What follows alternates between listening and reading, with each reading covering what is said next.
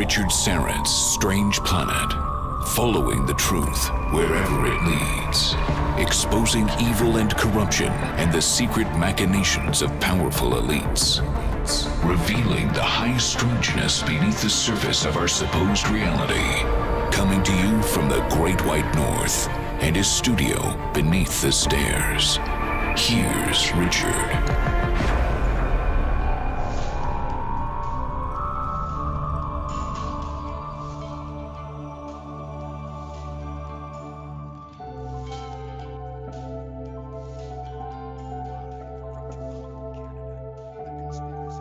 With Richard Saren from Zoomer Radio, AM 740. And welcome to the Audio Imagine. Come on in, weary traveler. Hang your cloak on a peg, grab a stool, and come gather round the fire. There are stories to be told, and you are among friends. Carlos Cagina is our technical producer, and Ryan White is our live stream producer. Check out my YouTube and Rumble channels, Strange Planets. Kalopascha, Happy Easter. And that goes out to our Orthodox Christian listeners. Christos Anesti, Alitos Anesti. Christ has risen. Indeed, he has risen. Coming up in the second hour, I'll speak with an ordained spiritualist minister who discusses her ability to, this is interesting, she draws deceased persons. And she provides evidential photographs and eyewitness testimonials that prove, she says, human consciousness continues after permanent bodily death.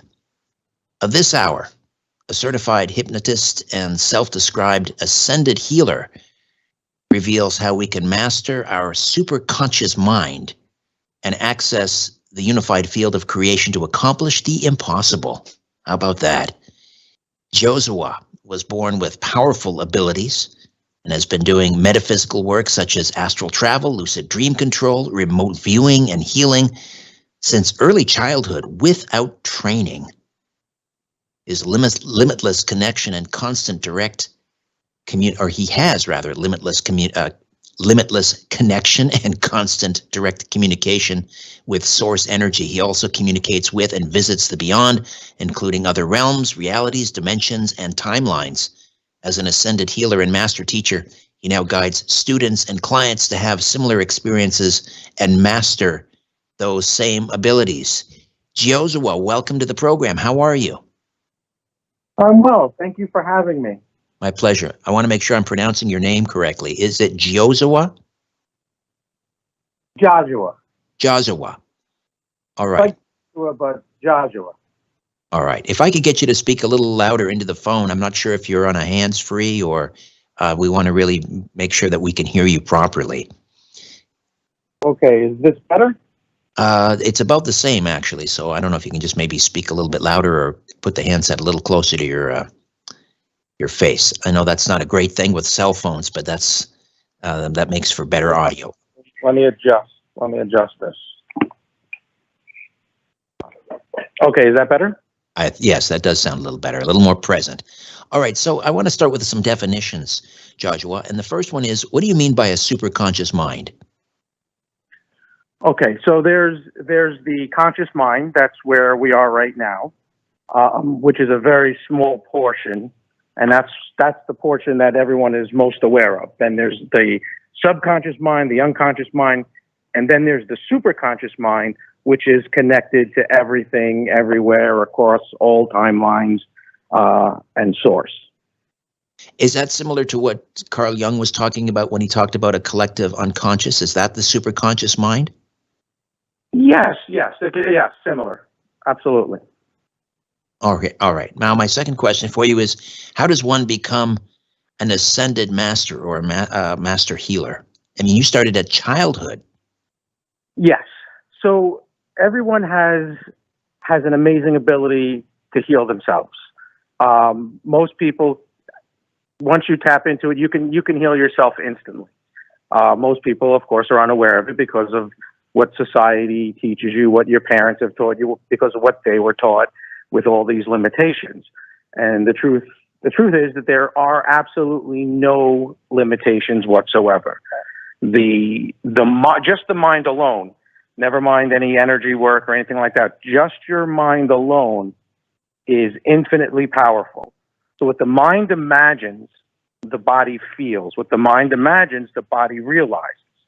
So if you just begin to imagine yourself healing, you will begin to heal. It really is that simple. And when you say heal, we're talking about physical, emotional, mental, spiritual ailments. And physical, absolutely everything across the board.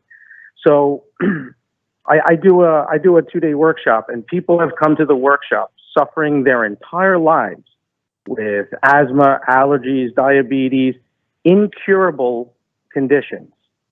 End of the first day, it's gone, and it never comes back. That's how powerful your mind is. That's a pretty remarkable claim.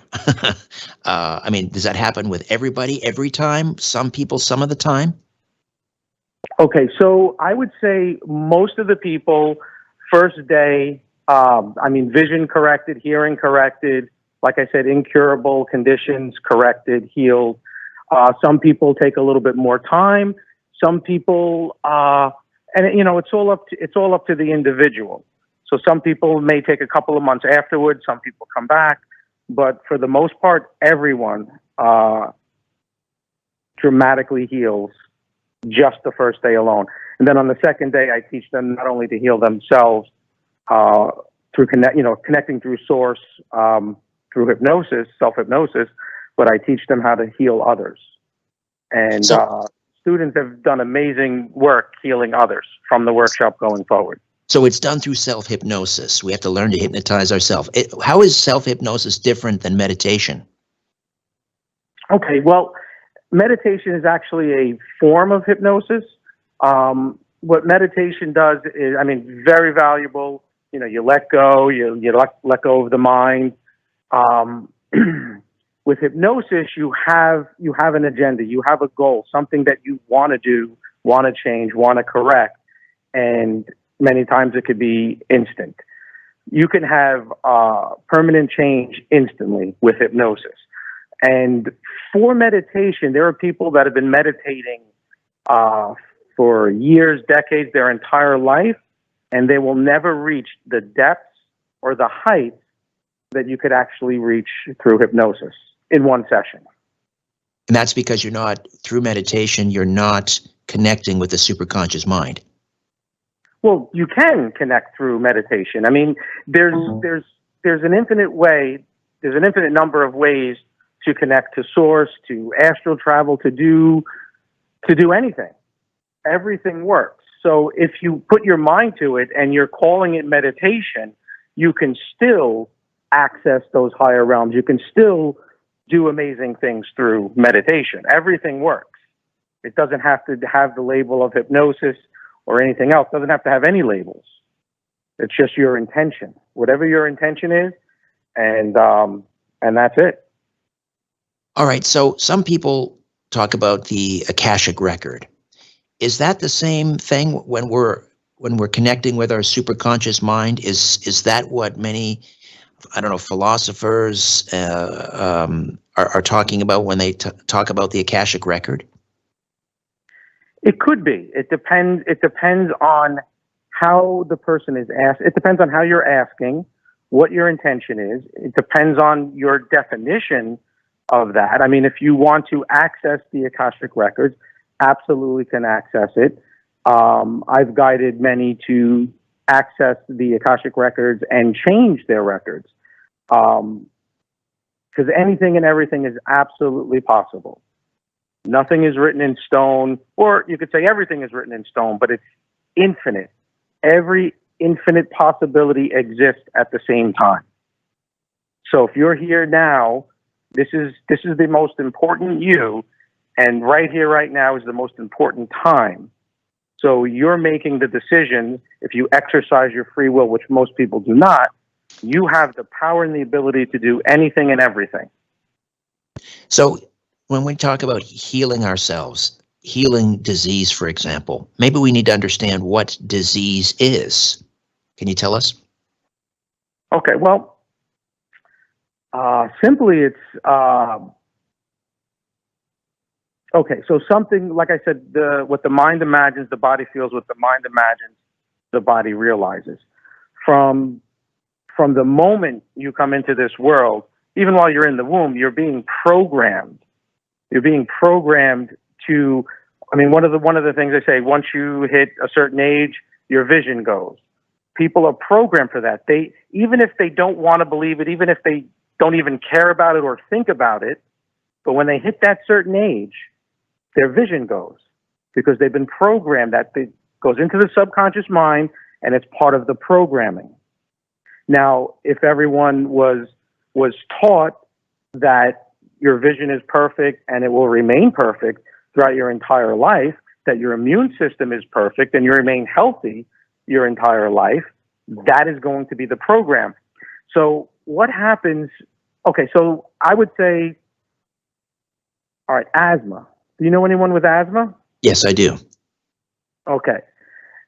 If a client comes to me that has asthma or comes to the workshop, I automatically tell them it's not real. Not a real thing. It's in the mind. And side note, everything is in the mind, programmed. So when I say it's not a real thing, people are born with asthma. People go to the doctor, they're diagnosed with asthma, they're prescribed treatments, medication, the inhaler. Some people suffer their entire lives with asthma. Some people die from asthma. But I'm saying it's not real. And the fact is, it is not real.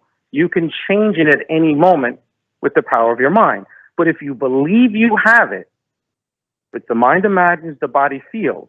So if you're diagnosed with something, and you know, a lot of times a doctor gives a misdiagnosis and the person believes it, they develop the condition. Again, that is how powerful your mind is. So now if you change that around and you know that yours is perfect and you remain healthy at all times, you will remain healthy at all times. Now, that's not to say something comes up, like you have an abundance of stress. There's a lot of things going on in your life. The discomfort, again, with the mind imagines, the body feels, and it will manifest. So discomfort, stress, anger, negative thought patterns, whatever's going on, it will manifest differently in most people. It'll manifest in a physical condition. So if you're constantly, if you have guilt over something you've done, and it'll create the disease or a condition. Okay, I'm getting it. There are certain physical conditions, though, that are real. Like, for example, a broken bone, right? Or, I mean, you physically break a bone. That's not in your mind. Well, or is it? It is, because, well, it is and it isn't. Nothing is real. Everything is real at the same time. It's your choice. Nothing is real. Everything is real. Now, you brought up broken bones. I've had students of mine that have had broken bones, x-rays, MRIs, and without getting any treatment through the hospital, they corrected it. Through hypnosis, through energy work, through their mind. And I'm not the only one saying this.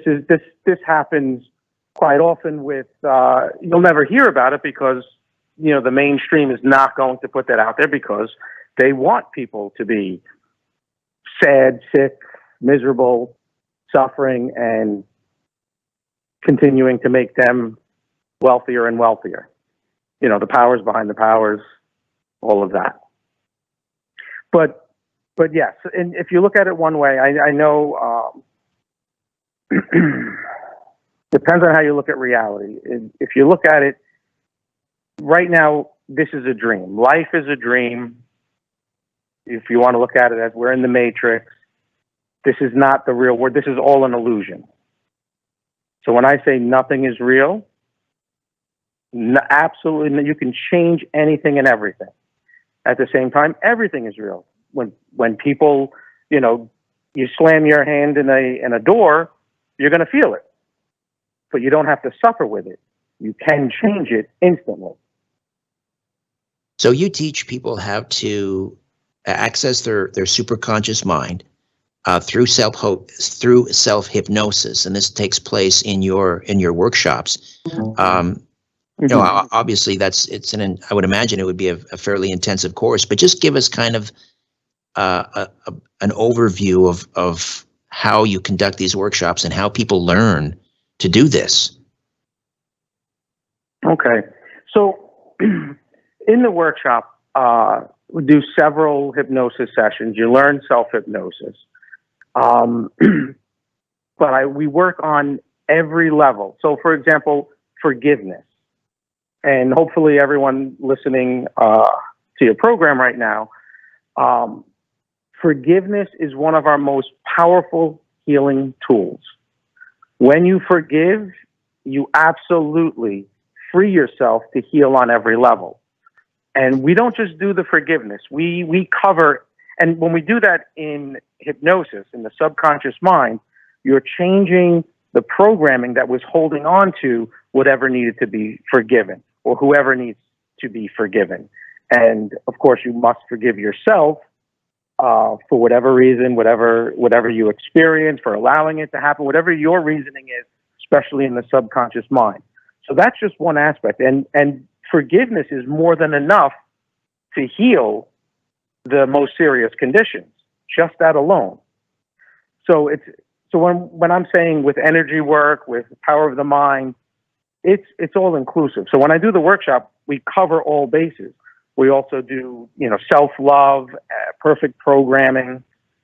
We cover every base. And of course, I do guide everyone to connect to source, that beautiful, pure love, white light healing energy from the source of all creation, God, the universe, unified field of creation, all of that. Can everyone be hypnotized? Can everyone hypnotize themselves? Because I've heard other hypnotists say that, sometimes they can tell if a person is easily hypnotized or can't be hypnotized, or is that a fallacy? Can everyone be hypnotized, or can everyone hypnotize themselves? Every single person of normal intelligence and above is 100% hypnotizable. You have to have two things. You have to want to be hypnotized, because you cannot be hypnotized against your will in a therapeutic setting. And the second thing is you can't have any fears or misconceptions about hypnosis or about how it works. And what are some of those fears and misconceptions? Some people think that the hypnotist can control you, make you do crazy things. Absolutely not. You're in complete control of what you will or will not do at all times. Okay, so once you've hypnotized yourself. Sorry, go ahead. No, go ahead. I interrupted. I apologize. Go ahead. No, some people think that you're asleep, you're not going to hear anything, you're not going to remember anything, you can get stuck in hypnosis, which is all absolutely not true. Your hearing is about 300% times better. You're fully alert, wide awake, you hear everything. And the moment you want to come out of hypnosis, you just remove the relaxation, you open your eyes, and it's done. And that's instantly. So when you place yourself under hypnosis, are there, affirmations, or how do you then reprogram yourself, if you will? Okay, so if you're just asking specifically about self-hypnosis. Yes.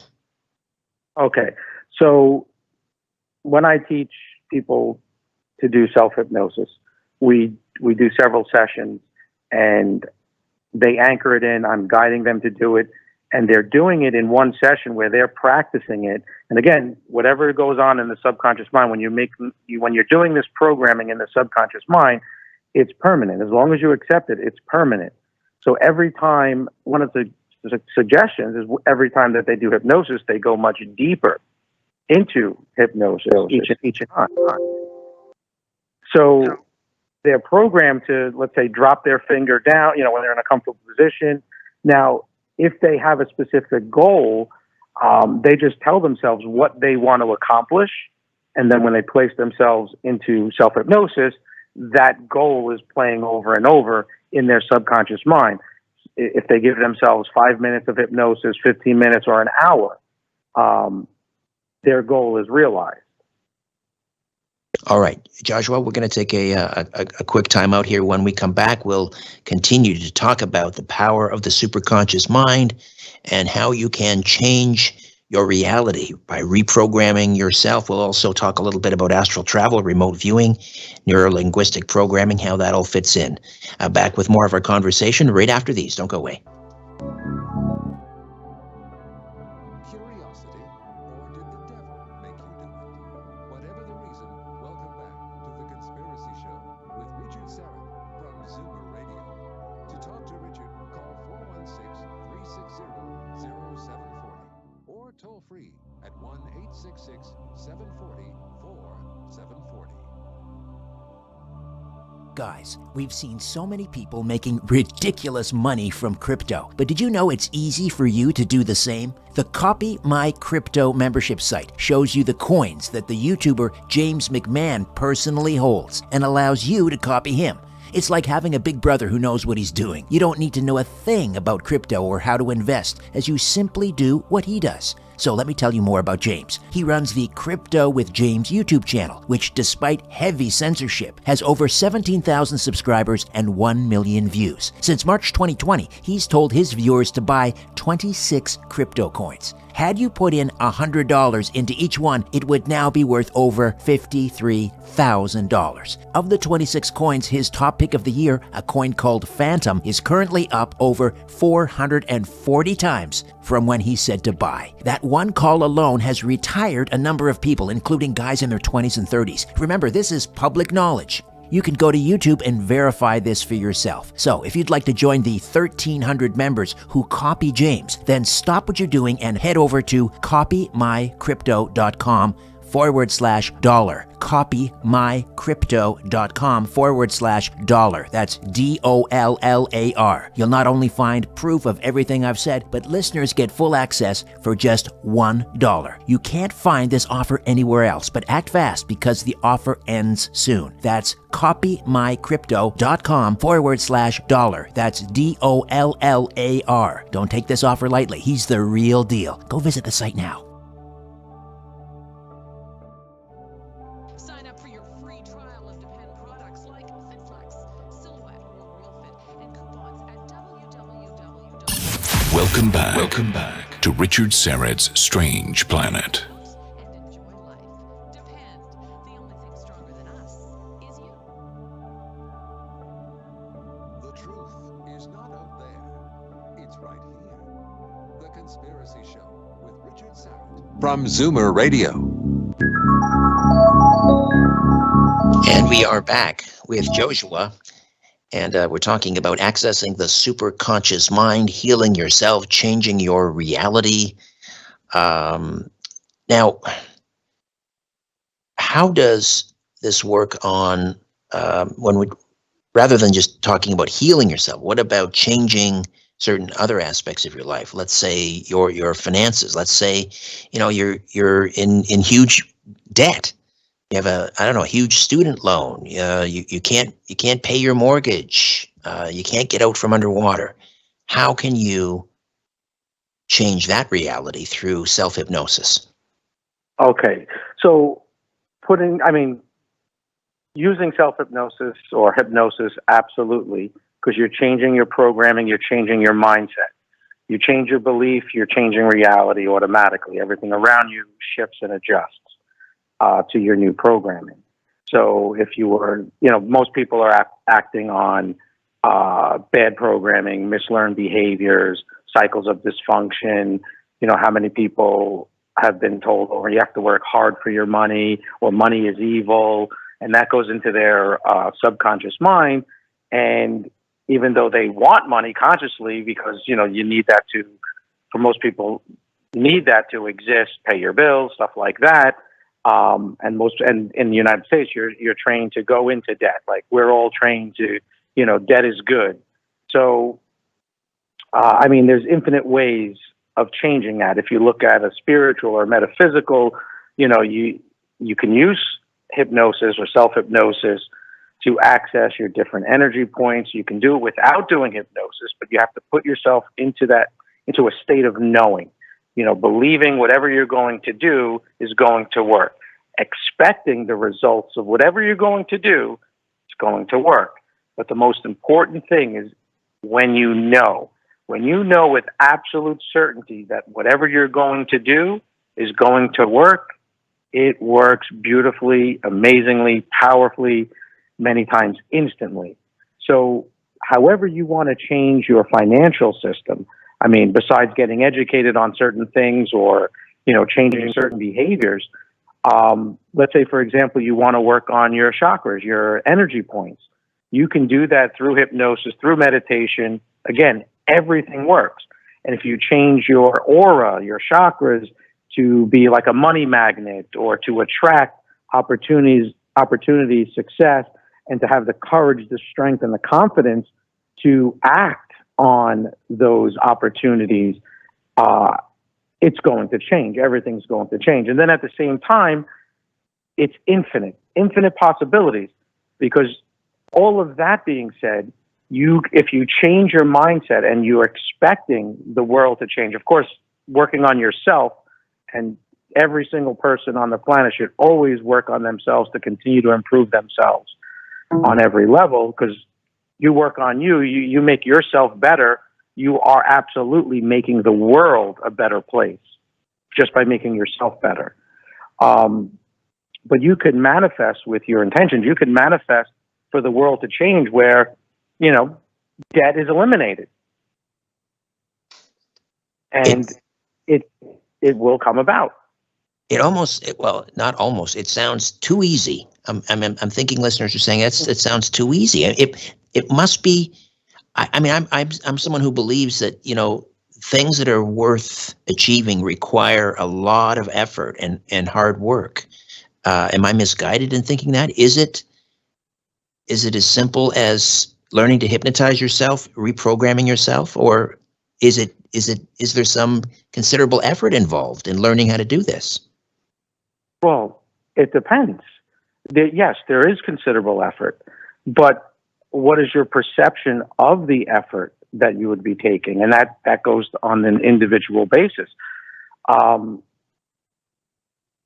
So reality, there are infinite realities. There's infinite timelines, infinite dimensions. Everything is infinite. You are infinite. And every single person is in their own reality.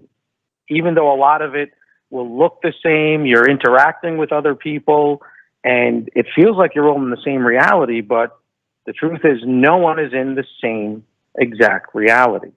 A lot of them may look alike, those realities, those frequencies, but it's infinite.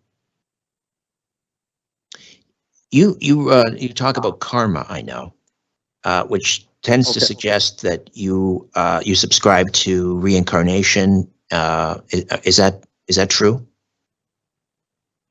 Again, well, it depends on the reality. Yes, absolutely true. But okay. At the same time, you don't have to reincarnate. And depending on the reality you're in, depending on if you want to call it a dream, if you want to call it the Matrix, the other side is real. People, you do not die. No one ever dies. Life goes on. As soon as you pass, if you pass physically in this world, your consciousness, you do not die. Your energy cannot be destroyed. So in the Matrix, yes, there's the other side. You go through the whole process. You review your life. You choose to come back maybe to do something else, or you're chosen to come back and, live another life. Absolutely. Now, of course, you could break free of all of that. And of course, that's doing it all right. And letting go of this illusion of the attachments. And again, one of the biggest things is the forgiveness.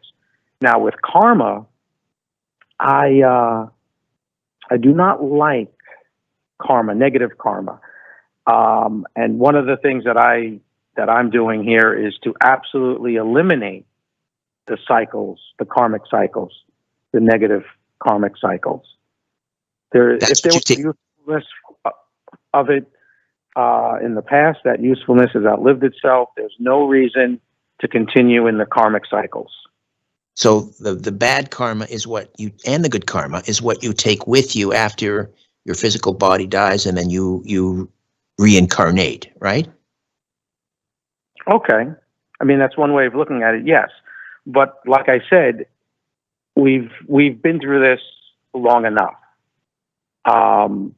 Some people, have had thousands of lifetimes, and they're doing the same things over and over, where, like there's karmic contracts where, two individuals in this life, one hurt the other so bad, did X, Y, Z.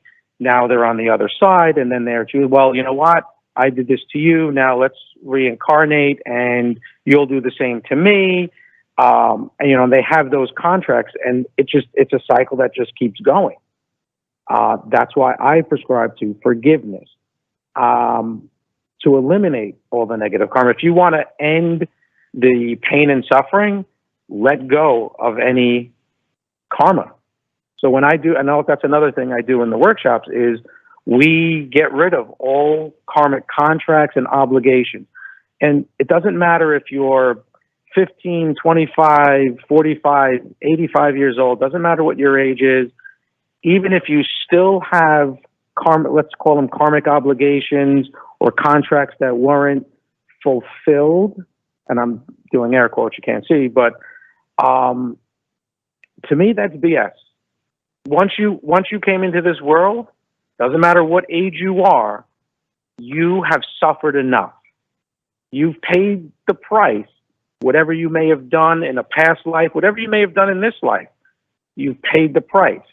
Everyone has had enough suffering. Doesn't matter what your age is, you've had enough. The debt is paid.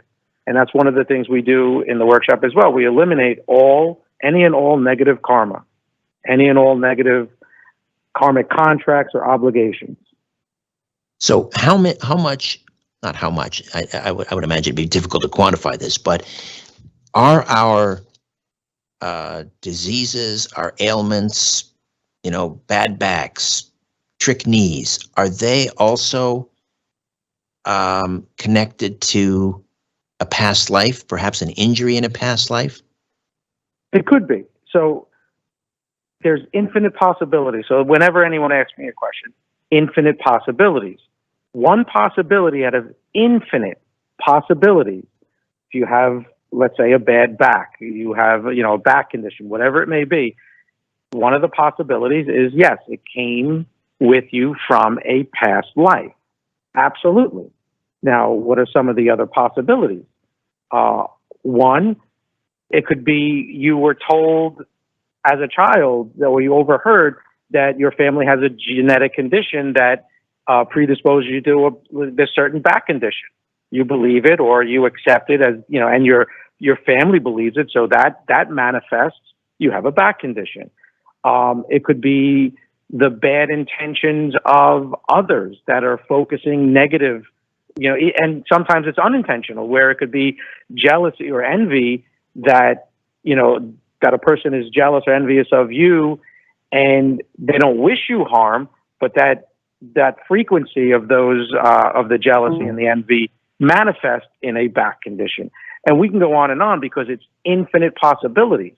Now, you can discover what the root cause is, and just forgiveness alone will get rid of it. You can discover what the root cause is through hypnosis, but at the same time, you do not even need to know the root cause. You can assign a cause to it and accept it, let it go. Forgiveness, however you want to get rid of it, it's in your mind, your heart. So whatever you want to use, everything works, and you can get rid of that back condition. But the cause of it, yes, infinite possibilities. One possibility is it did come from a past life. Absolutely. Okay, Geozuwa, I got to take another time out. We'll come back and we'll get to some questions and comments from our live stream as well. Stay with us. If you're sure your phone isn't tapped, call now. 416 1-866-360-0740 or toll free at 1-866-740-4740. It's a small world, and little Canada is a smaller.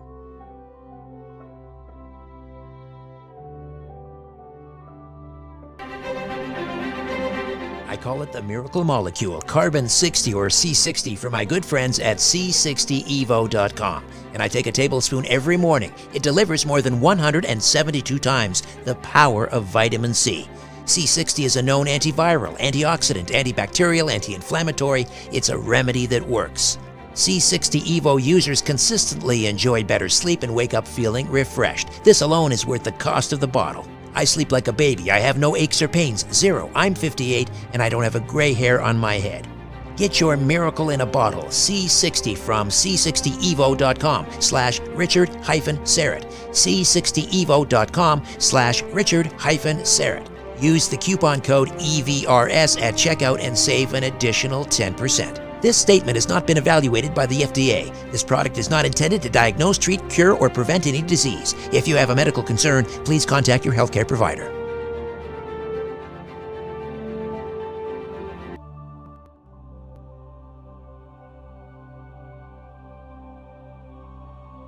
Danger are being heard by Zoomer Radio's Ukrainian humanitarian appeal. Help us help Ukraine by donating to the Canada-Ukraine Foundation. Here's how. Go online to cufoundation.ca, select Donate, then type in Zoomer Radio in the message section, or simply call 416-966-9700 to donate by phone and mention you're a Zoomer Radio listener. The Canada-Ukraine Foundation is a registered charity. Show your support for Zoomer Radio's Ukrainian humanitarian appeal, the people living in Ukraine, as well as Ukrainian refugees across Europe. Their fight for survival has only just begun. This is Richard Serrett's Strange Planet. Follow Richard on Twitter at Richard Serrett. For show information, visit the website. With Richard, call 416-360-0740 or toll free 1-866-740-4740. Welcome back.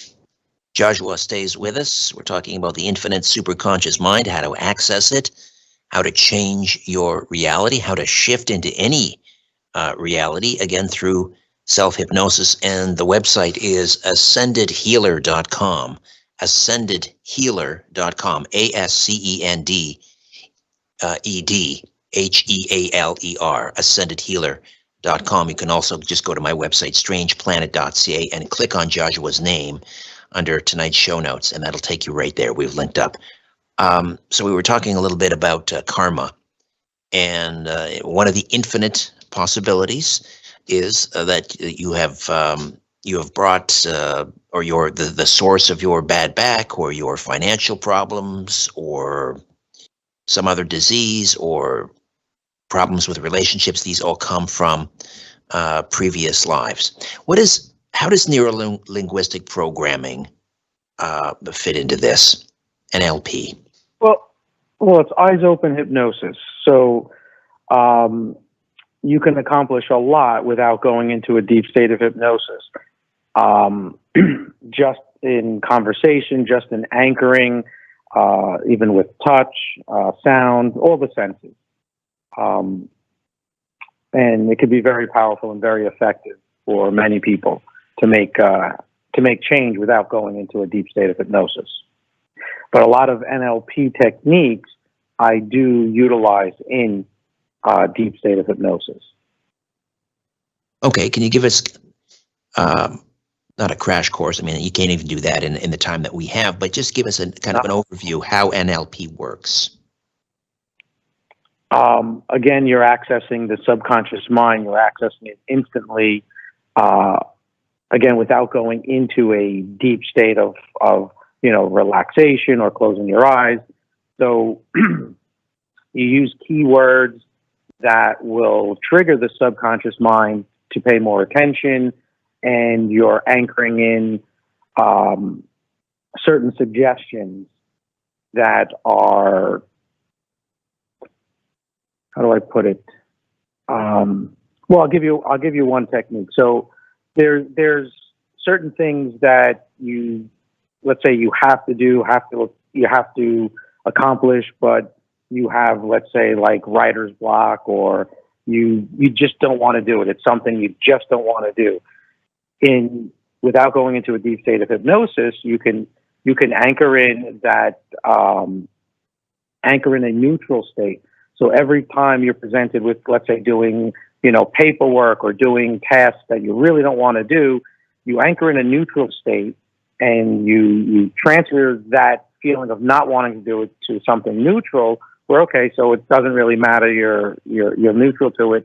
And then you can anchor in something that is, beneficial for you, that something that makes you happy, that you enjoy doing, and you link them all together. So anytime you have to do that specific task or do the thing that you have to do but you don't really want to do, you automatically, once you're presented with that task, you step back and you're neutral, and then like magic, you're enthusiastic about doing it, you're excited about doing it, and you get it done, and you enjoy yourself while you're doing it. And that's just something with your mind that you can do anything with. So we're basically creating our own trigger words. Oh, yes, that could be one way of looking at it. Sure. Right. Now, advertisers, excuse me, advertisers use NLP sometimes to our disadvantage, right? They're using it not only, excuse me, get a glass of water here. I guess my question is, NLP can also be used for nefarious purposes, right?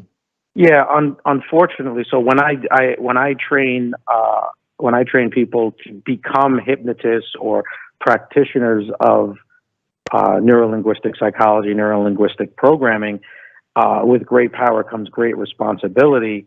And I can tell you right now, there are many people that learn those techniques that do not have good intentions.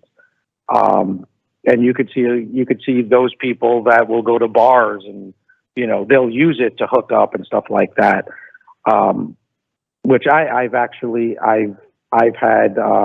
people that have come to my courses that I actually had to ask them to leave because they did not have good intentions. Interesting.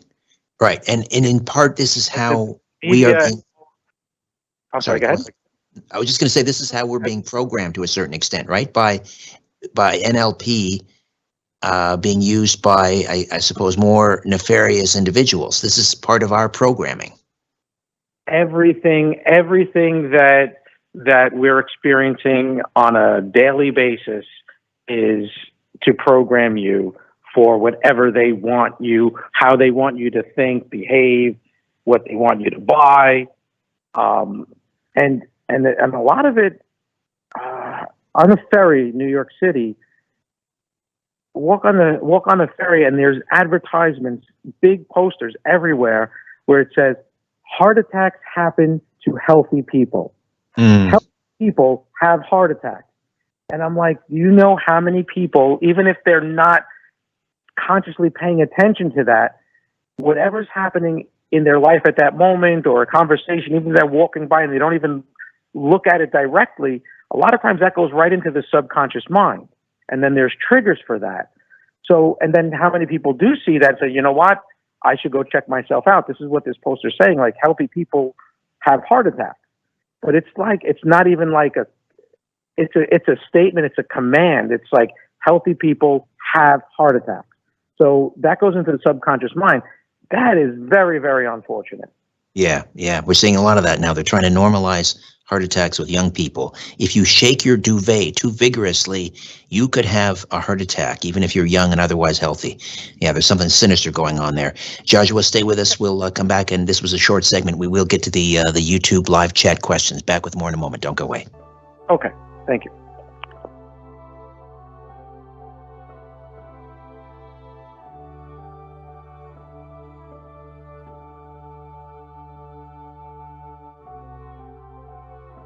It's time to try the tea that everyone's talking about. Nothing does what Life Change Tea does. They have no competition. Life Change Tea helps support a healthy body. It tastes great and leaves you feeling refreshed every day. I can't get enough of the pomegranate super tea. I brew 2 gallons at a time and let it steep in the fridge overnight, enough to last me an entire week. Every morning I enjoy a 16-ounce glass of this amazing non-GMO, non-caffeinated herbal tea. It keeps me regular by providing a gentle cleanse every day. I'm never gassy or bloated. Good health begins with a healthy gut. This pomegranate super tea is not available in any store. You need to go to getthetea.com/Richard, getthetea.com/Richard, and you'll receive a 1-month supply of the pomegranate super tea for just $27. That's a savings of $8. Go to getthetea.com/Richard, getthetea.com/Richard. It's time to get your tea from getthetea.com.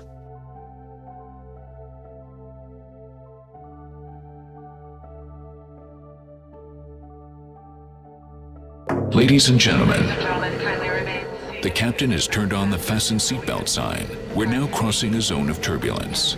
Please return your seats and food trays to their upright position and make sure your carry-on luggage is safely stowed.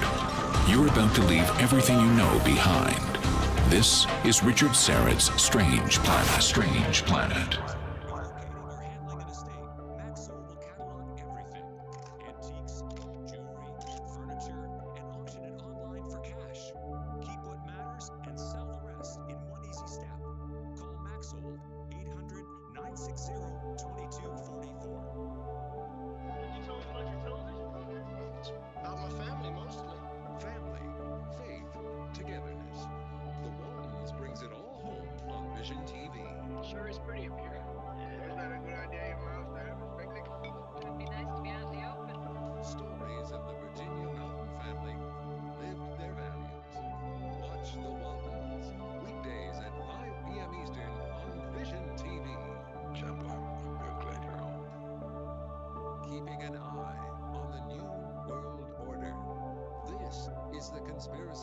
With Richard Syrett from Zoomer Radio.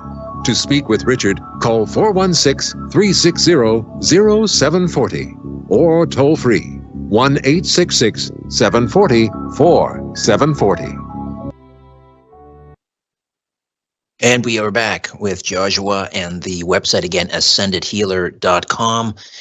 And he's a certified hypnotist. He runs aura workshops, dream control workshops, astral travel, superconscious mind training, which we've been talking about, NLP training, and master healer certification.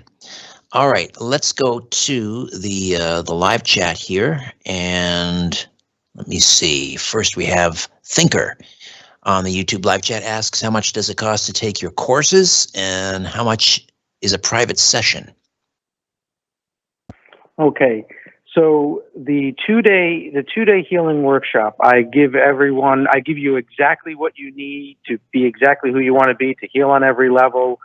Usually at the door, it's $495. Pre-registration, I usually do $395, and I do offer other discounts as well, but which is extremely cost-effective. It's 2 full days, and I give you everything you need, so you don't have to do anything ever for the rest of your life.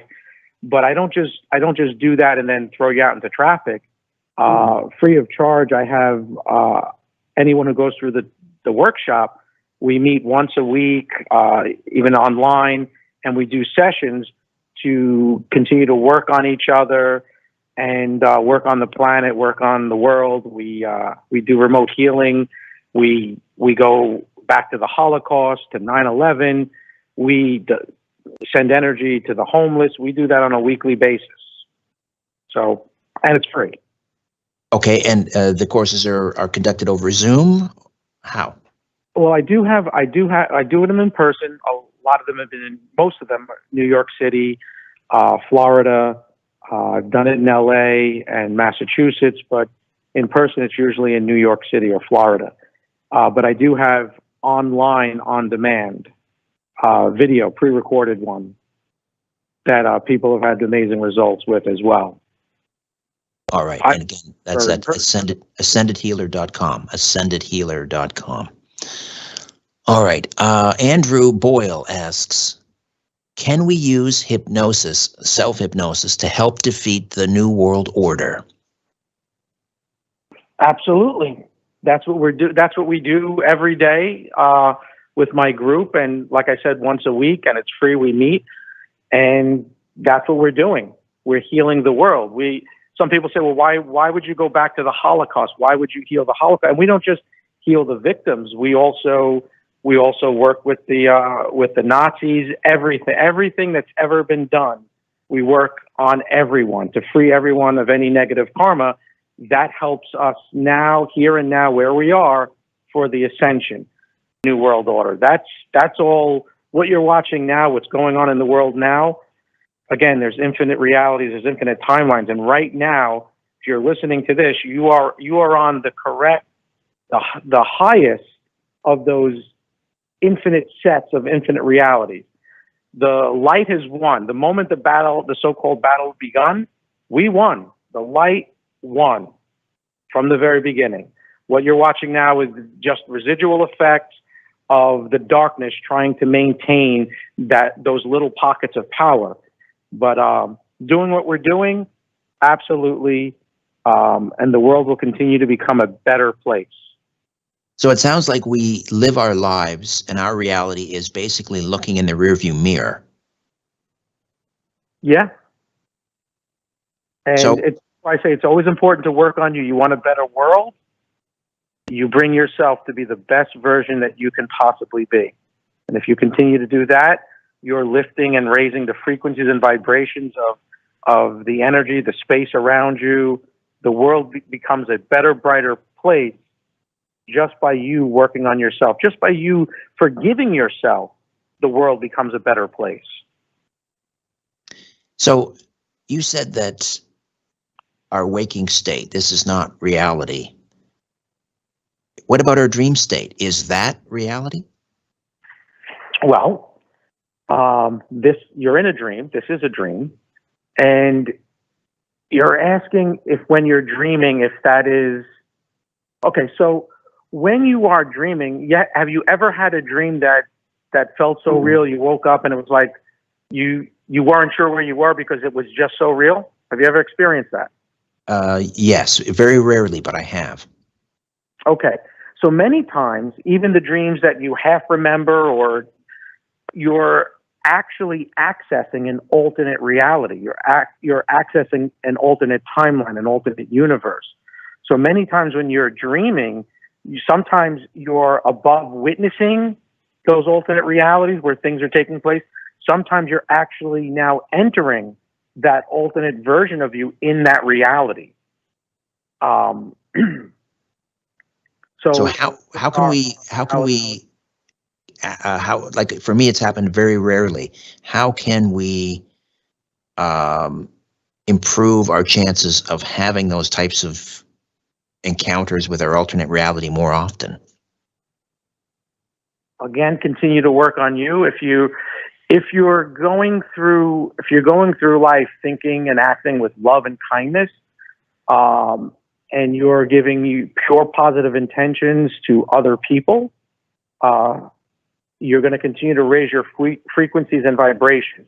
Your awareness is going to expand, so your ability to access alternate realities is going to increase. And of course, if you train yourself to do that, if you're doing it through self-hypnosis, hypnosis, meditation, yes, with that goal, but you have to ask yourself, what is the purpose of why you're doing it? Because many times, if you just want to experience it, that's all well and good, and you can do that. And, I guide people to experience that in just one session, and you can experience multiple realities, multiple timelines. You can also access those other realities and take the best parts of those realities and incorporate them now into this reality. So you can access another reality where you are financially abundant, where you know finances and you know how to make money, and you have that aura of wealth. You can access that and accept it into this reality, and your position will begin to change just by doing that. So when we access that reality, is that astral travel? Is our spirit body leaving our physical body, or where do we go? How do we get there? Okay, so there's infinite ways of doing everything that we do. Astral traveling is one of them. That's why your energetic body is leaving your physical body. And yes, you can access those alternate realities astrally. You can also go there with your mind, and there's infinite ways of doing it with your mind. And you can also access any one of your energy centers, and you could access other realities from any one of your energy centers. And if you do, if you access it from two different energy centers, you're going to have a different experience, even if you're accessing the same reality.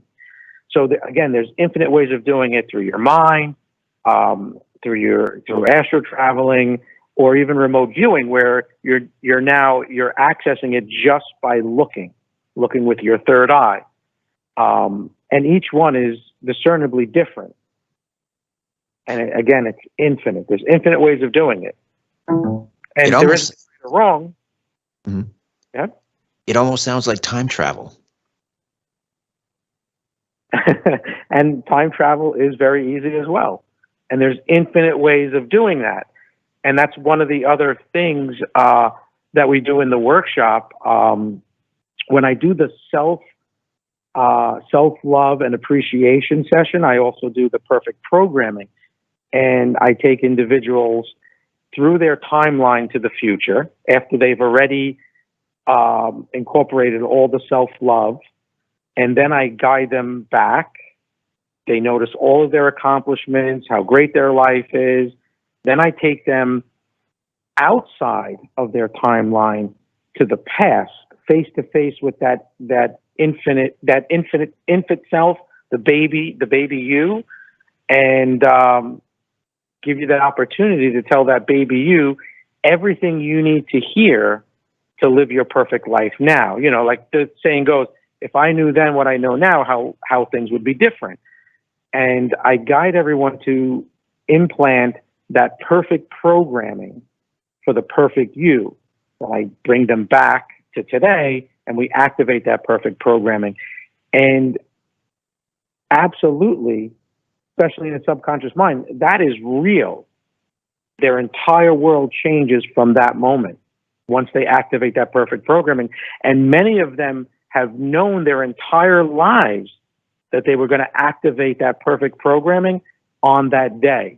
And they knew when they were going through hard times throughout their life, they always knew they had that one thing to look forward to, that eventually they were going to be their perfect self, that perfect at that moment.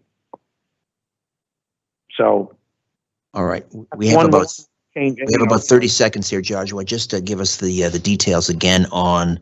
I'm guessing most of the listeners here maybe are not in the New York City area, can't attend these training courses in person. So, what do they do on the website? How do they do that? I do have the pre-recorded version that is online. I guess you'll have access. You'll put that on your webpage. Yeah, the link to ascendedhealer.com. They just click on that. That'll take them there. Yes, right. Yes, and they'll be able there to do the live on demand. Great pleasure. Got to run, but thank you so much for this. Thank you so much for having me. All right, when we come back, Spirit Art. Stay with us. Theories, uncovering facts, and offering a different view of the universe. This is The Conspiracy Show with Richard Serrett on Zoomer Radio.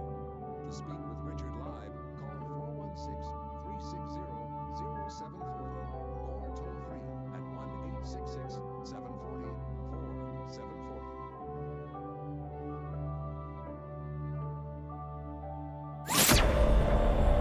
Richard Serrett's Strange Planet. Following the truth wherever it leads. Exposing evil and corruption and the secret machinations of powerful elites. Revealing the high strangeness beneath the surface of our supposed reality. Coming to you from the Great White North and his studio beneath the stairs. Here's Richard.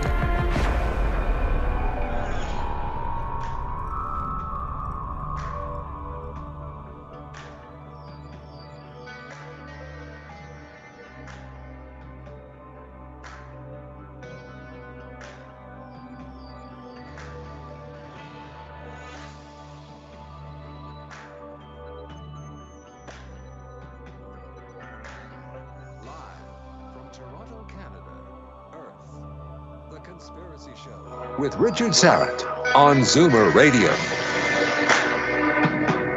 And thanks for inviting me into your home, your long-haul truck, RV, camper, taxi, your parents' well-appointed basement with a simulated wood paneling, electric fireplace, and the painting of dogs playing poker, that greasy spoon just off the interstate, and your cabin in the woods.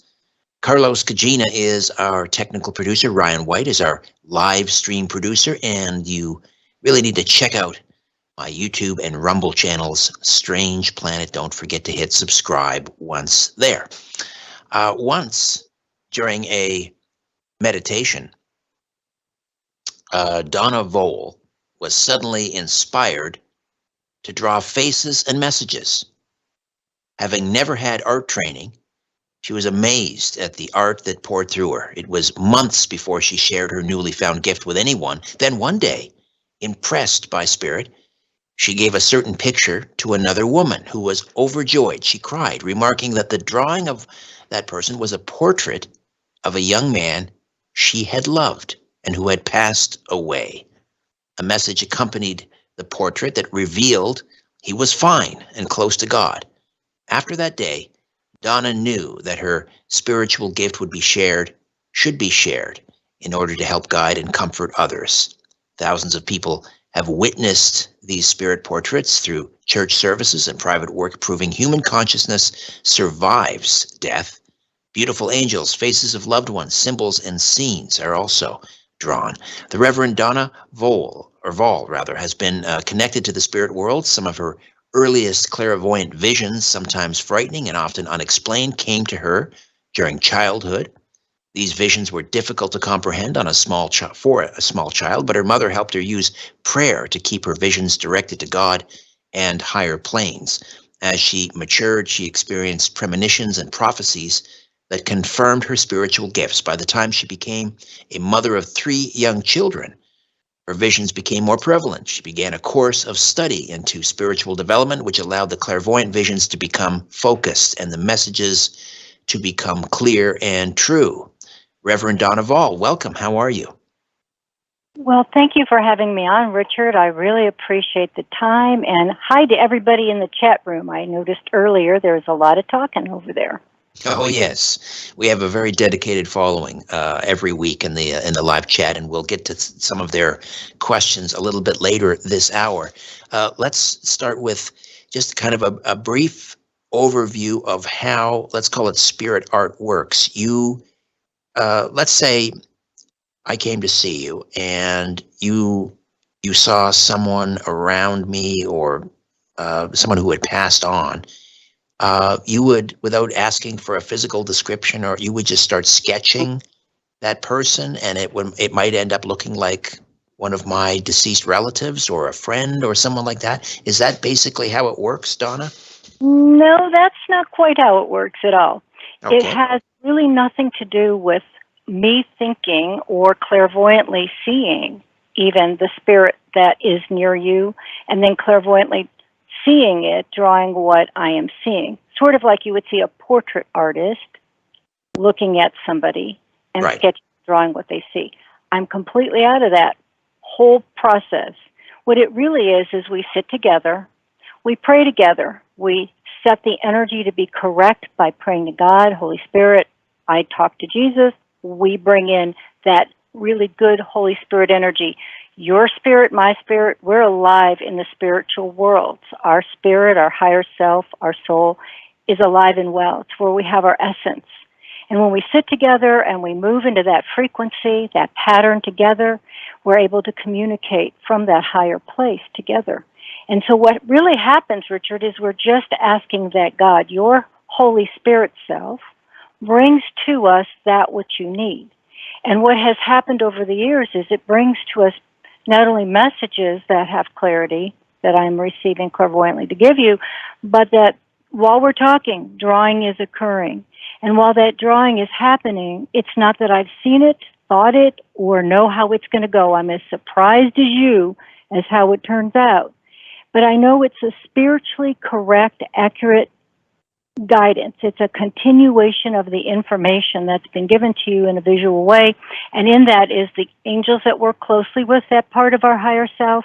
And then often the guidances of loved ones, people who've passed over, people who are deceased, and people who are alive, people who are coming in our lives. So it's pretty awesome because it gives you a lot of information on all levels of what's spiritually important to you. The people who have passed over, which is really interesting when that began to happen to me, surprised me as well because I had no way of knowing how to draw that, nor would I draw it, nor can I say I will draw it. I can only say it's going to be the right spiritual piece of art that will come forward for you. And then people had come back and shown me many times over that they had photographs that matched the sketch of the person who was in there. Many sketches on many portraits. Sometimes there's a portrait with 5 or 6 faces that they can identify with photograph, not only just knowing it.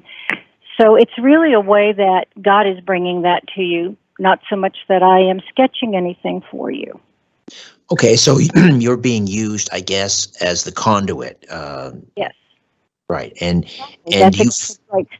I mean, all art is inspirational. We get a creative thought. We get a creative download. We're inspired to draw it, to make it, to create it. We are creators from God. God's a creator.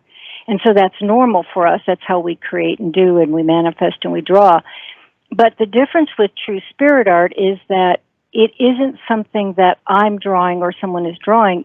We're being drawn, used as a vessel for our spirit, the Holy Spirit, I believe, to draw through us to reach to the person to whom the portrait will go.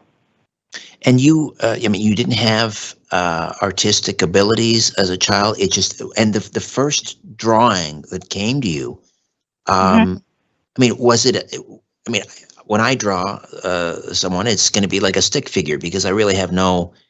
Oh, I get that. Totally. I understand the stick figure thing. When I was a young person, I was interested in art. I think all children really have a natural desire to do art.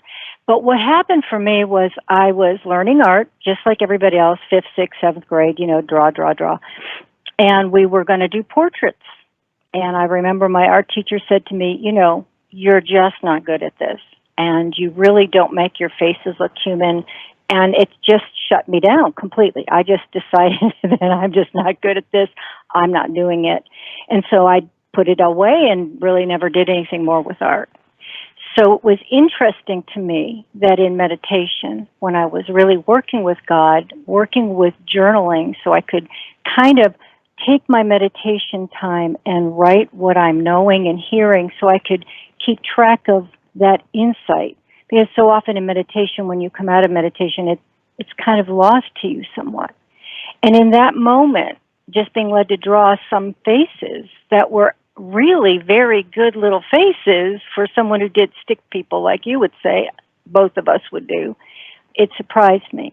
But I continued praying, saying, if this is bad, take it away. I wasn't opening up to something I didn't want to bring forward that would be for good from God. And it became more and more.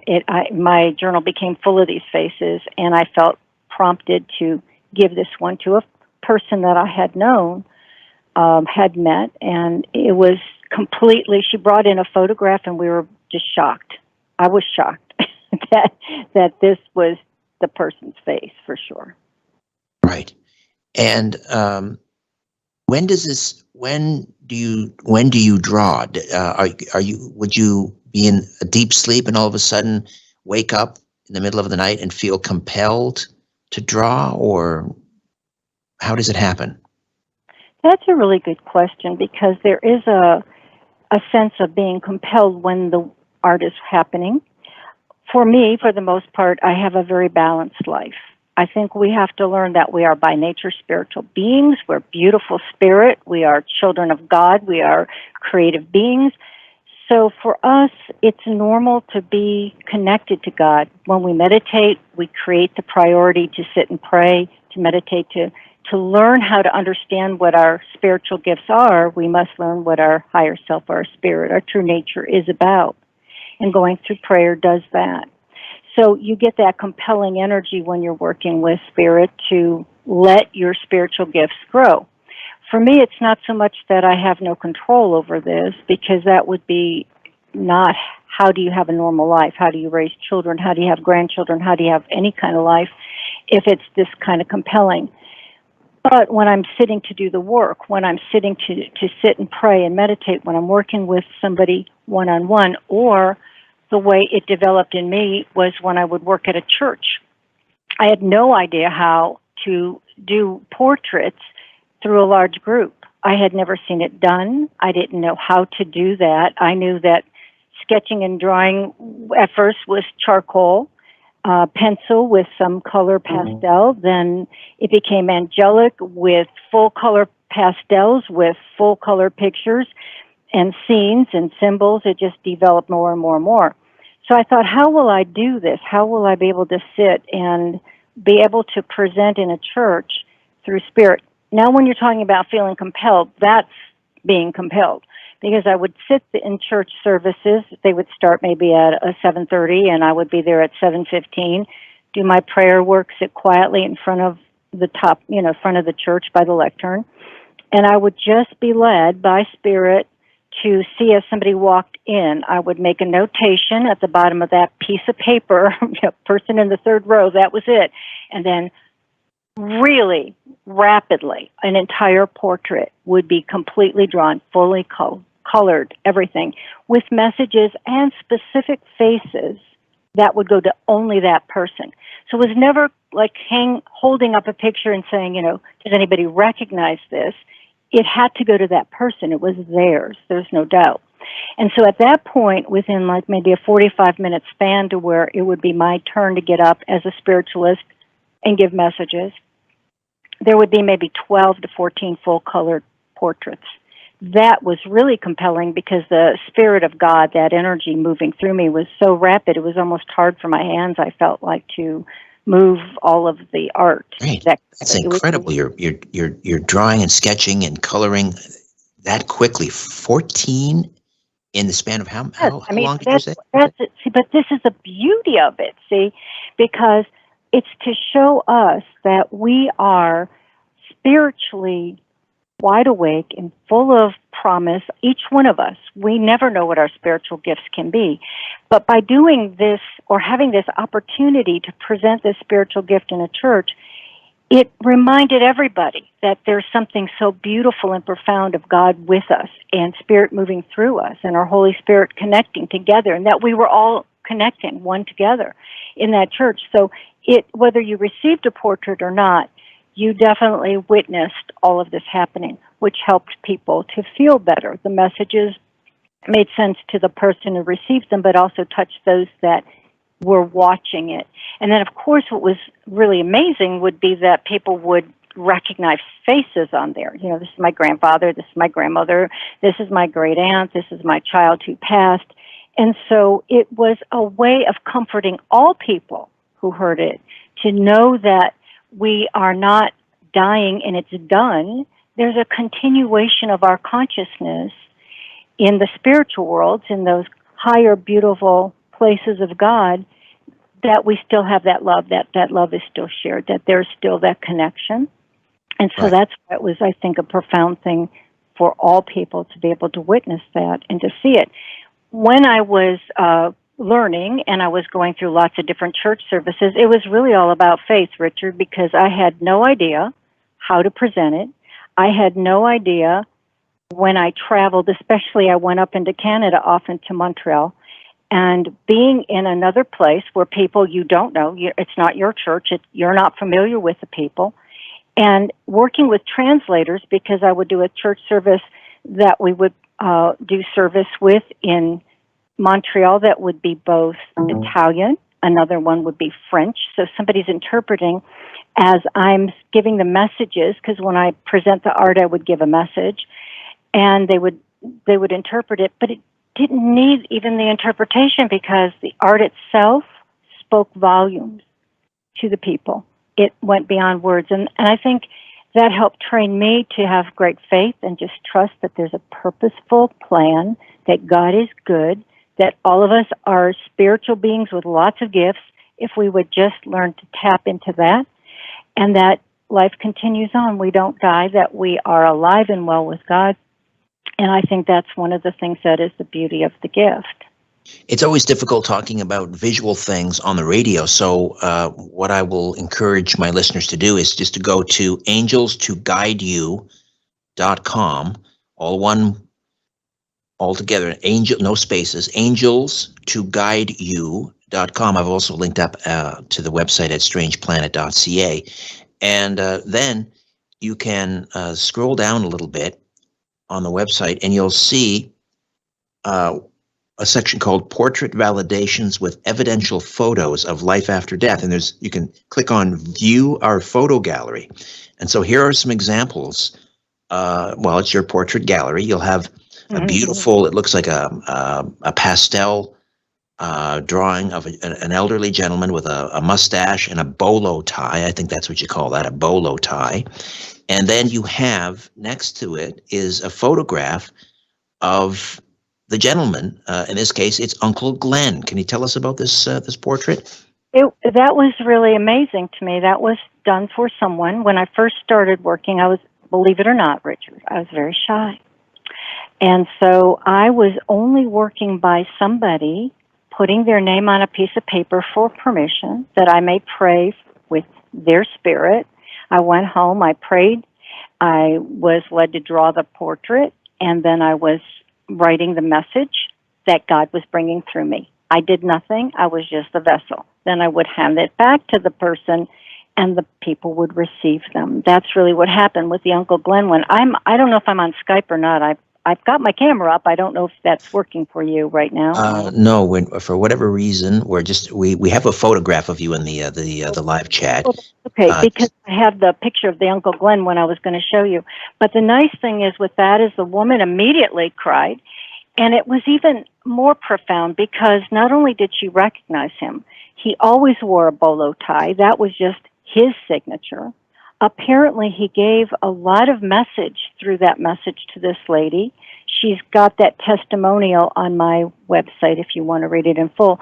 But he brought forward his name. He brought forward his last name. He brought forward a special word that he wanted her to tell his wife, who is her aunt.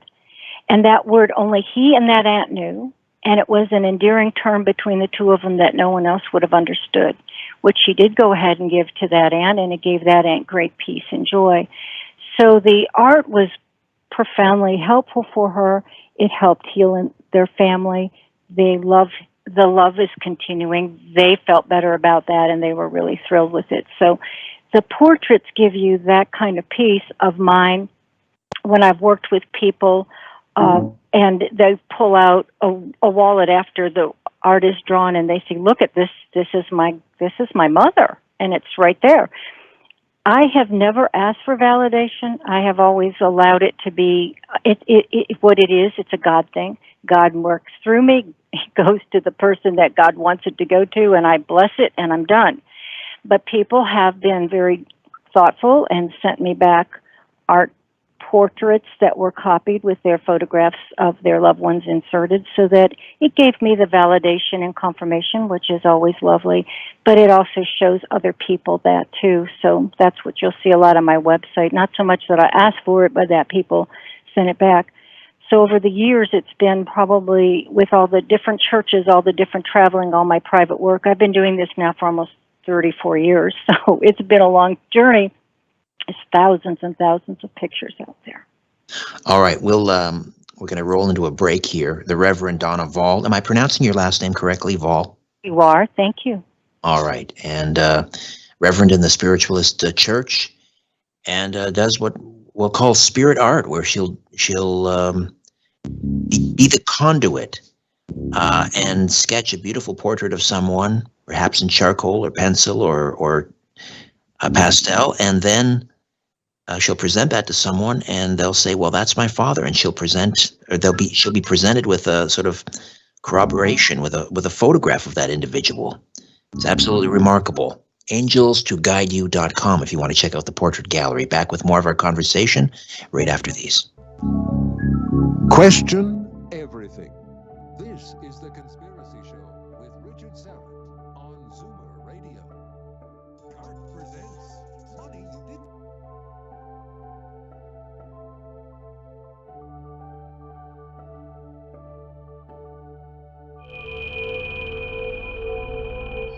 Have you subscribed to my newsletter yet? It's fast, easy, and absolutely free. Just go to my website, strangeplanet.ca, strangeplanet.ca, and then click on subscribe. All I need is your email address, and that's it. Then, once a month, you'll receive my newsletter, Inner Sanctum, in your email inbox. The Inner Sanctum contains a monthly brief, a column of my analysis of the news and opinions. There's a This Month in UFO or Conspiracy History, a look ahead to an upcoming episode of this radio program, a book club, my podcast pick of the month, a spotlight on a previous guest, and much more. Join the Strange Planet community by signing up for your free subscription to Inner Sanctum. Again, go to strangeplanet.ca, and click on subscribe. It's a strange planet. Read all about it.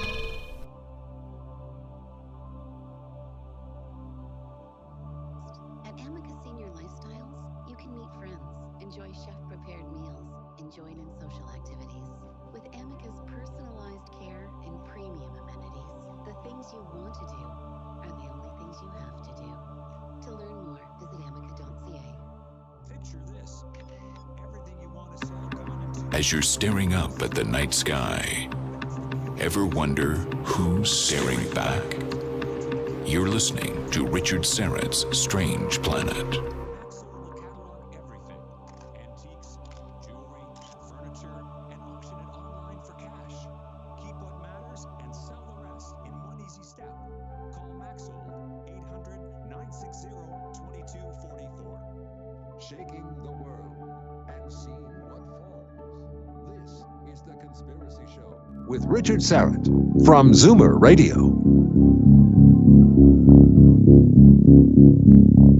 And we are back with the Reverend Donna Vall, and we're describing or discussing her portraits of people that have passed on, and she'll feel compelled to present this portrait to someone, and they will say, yes, that's my Uncle Glenn, and then they'll provide her with a photograph, and she's posted these portraits and then the photograph at her website, angelstoguideyou.com, angelstoguideyou.com.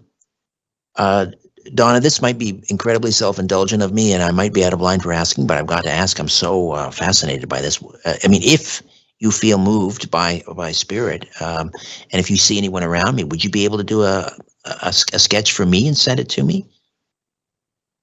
What we could do, I would be more than glad. If you want to set up time, I'll be glad to do that for you. Okay. All And right. the thing is this, I want to be clear. It's not so much I see someone around somebody and I move to do that. That's really kind of not the way it works. It's that we sit and we pray together, or I sit and I pray and open up.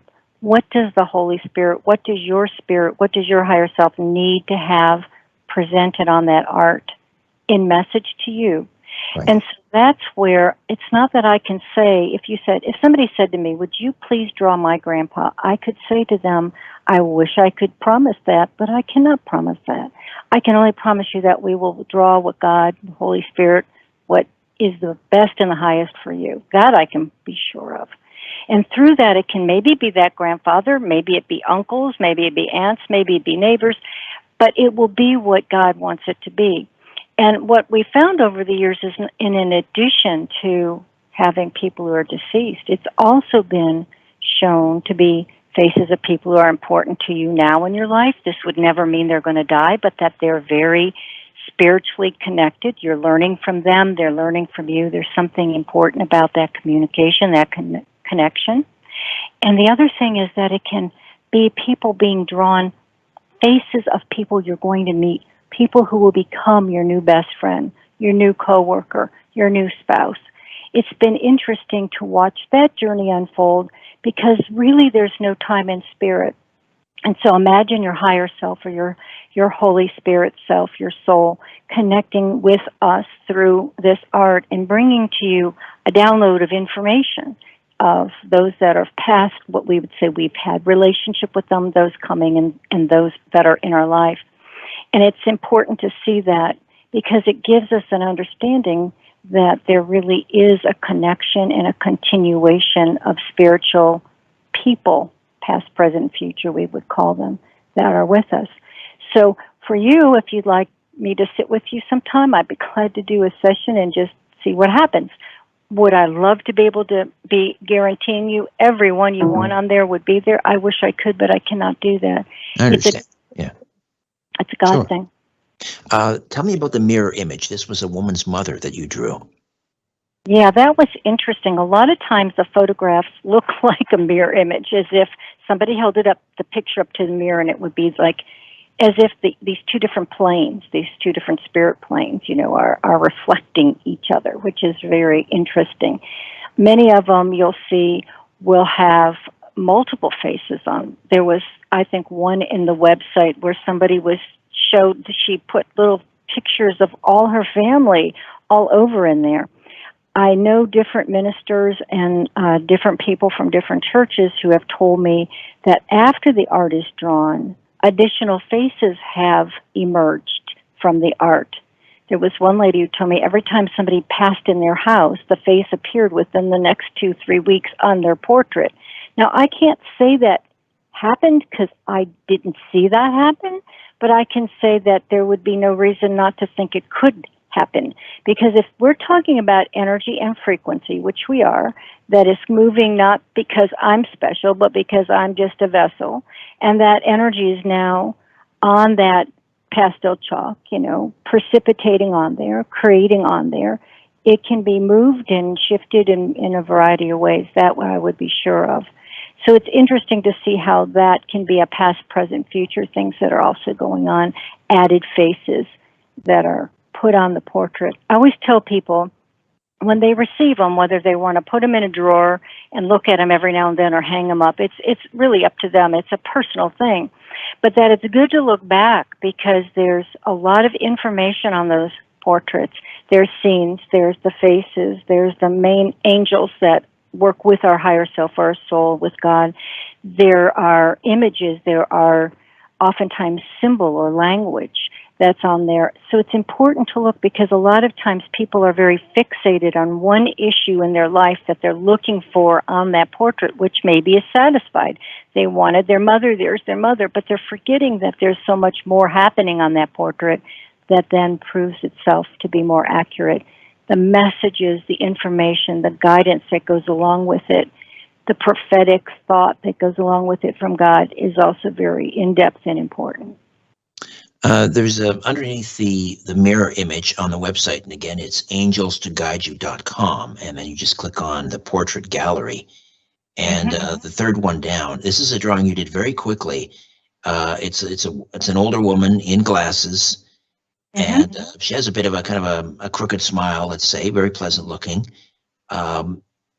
It's amazing that you did this very quickly, but because the picture itself almost looks like a negative image of a photograph or something like that. But then the woman presented you immediately after this drawing. She pulled out a photograph from her wallet, and there's the woman, same hairstyle, same glasses in the photograph. Amazing. It is, and it's when I work with somebody, now I'm older, okay? So I don't travel as much. I work by phone. I can work all over the world. I can be in any time zone. It works well. I don't need the physical body of a person. The physical body doesn't have any bearing on what's happening. I just need the permission from the soul, from that person. We sit and we work together. Normally we talk. I have the luxury of saying, we go to God's done. It's at least an hour. If it goes longer, it goes longer. I go to God is done. And give all the information that I'm being shown clairvoyantly, given clairaudiently to the person that is receiving it on the other end of the phone or a client sitting across from me. And at that point, drawing while we're talking. So I kind of always thought it was sort of God's way of keeping me busy while I'm listening. Like in church, you give your kids crayons, so they sit quiet. Right. Maybe the whole thing is to keep me busy so that the messages can flow better. But it's about giving, I usually will speak with somebody nonstop for at least 40 minutes and then say, do you have more questions? Because God is just pulling it all through, the Holy Spirit, your your higher self, however you want to term it. and the drawing is happening. At the end, I always make sure I get the address and name on the back of the portrait, because when I go to ship, I ship maybe every so many weeks. I don't remember having drawn them. I don't remember who they belong to, and I don't remember where they would go, because it's not really me drawing it. So it is just through me and out me and given to you. That's really the way the system works. Right, and then people receive it, and they can identify that person, and they send you a photograph often. Do they always send you a photograph back in the mail? What they usually do is they send me a copy of their, like they'll photocopy or take, nowadays with cameras, it's easy, I guess, take a picture of the photograph inserted by their portrait so that it makes sense. That's what you'll see on my site. Those are things people put together to show me how it was, validating and confirming that that person looks just like the photograph of who they had. And a lot of them look almost exactly like the photograph. It's kind of fun. There's one on there that was done in St. Louis, and it was done during, I think it was a church service, but the woman showed me later the photograph, and it's really fun because the dad had a fun smirk, the way they always commented on his smirky grin. And he was sitting on a couch, and he had a pillow angled behind him. And the way the spirit art came out literally has the angle of the pillow behind him. It's like, how is that possible? But it's possible because it was a God thing. So they'll respond back with portraits and the validation of the photographs. If you look online, there's a lot of testimonials and ministers who've seen this over and over in churches. So the point isn't that I'm special, because we are all truly gifted with spiritual gifts. The point is that we don't lose the love that we have. We do continue our human consciousness after permanent death, because not only do you see those images, but a lot of messages comes through with pertinent information or special information that only that person would know to present to the person that is I'm giving this to, or I'm sharing this with. And it also gives us a pause to remember how really it's important that we let our own selves connect to our higher self, to our spirit, to see that spiritual gifts that we all have, to allow that to be developed. We laugh about the fact that somebody a long time ago told me I couldn't draw, and she was pretty prophetic, because a lot of what I do draw with the angelics are not human. So when she said you couldn't draw a human, I guess, okay. I'll ask you about some of the angel drawings. Excuse me, Donna, we're going to head into a break here, but I'll ask you about some of the drawings of angels when we come back. The Reverend Donna Vall stays with us. Don't go away.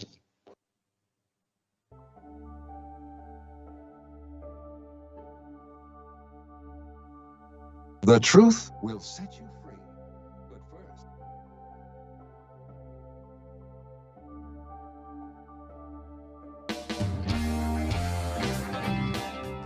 You can become an official Patreon supporter of my work here at Strange Planet Productions by donating a monthly amount through patreon.com/Strange Planet. Patreon.com/Strange Planet. There are several tiers to choose from. Pick which one is right for you, but any monthly amount is greatly appreciated. As a sign of my appreciation, you can have your name mentioned on air during my weekly radio show, or you could have your name included in a crawl on my YouTube channel live stream. You could also receive episodes of my old podcast, The Rock and Roll Twilight Zone. This critically acclaimed podcast, produced in partnership with Chris Jericho, is not currently available anywhere else. If you enjoy this podcast or my weekly radio program, The Conspiracy Show, you can really get behind me and my work by donating once a month at patreon.com/Strange Planet. Patreon.com/Strange Planet.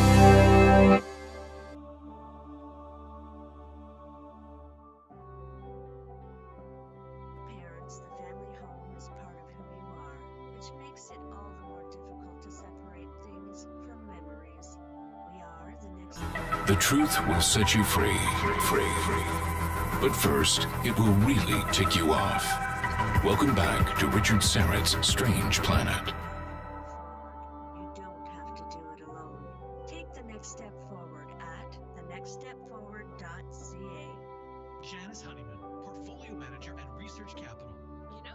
TV ads that take shots at poor service and high fees of some financial advisors? I like those ads. They help differentiate good advisors from bad. A computer isn't going to talk to you when the markets are scary. It won't assess your tax situation or give you customized professional advice. Rather than go it alone, seek a better alternative. Call Janice at 416-860-7781. Don't be afraid of the dark. The Conspiracy Show with Richard Serrett from Zoomer Radio. To talk to Richard, call 416-360-0740 or toll free 1-866-740-4740.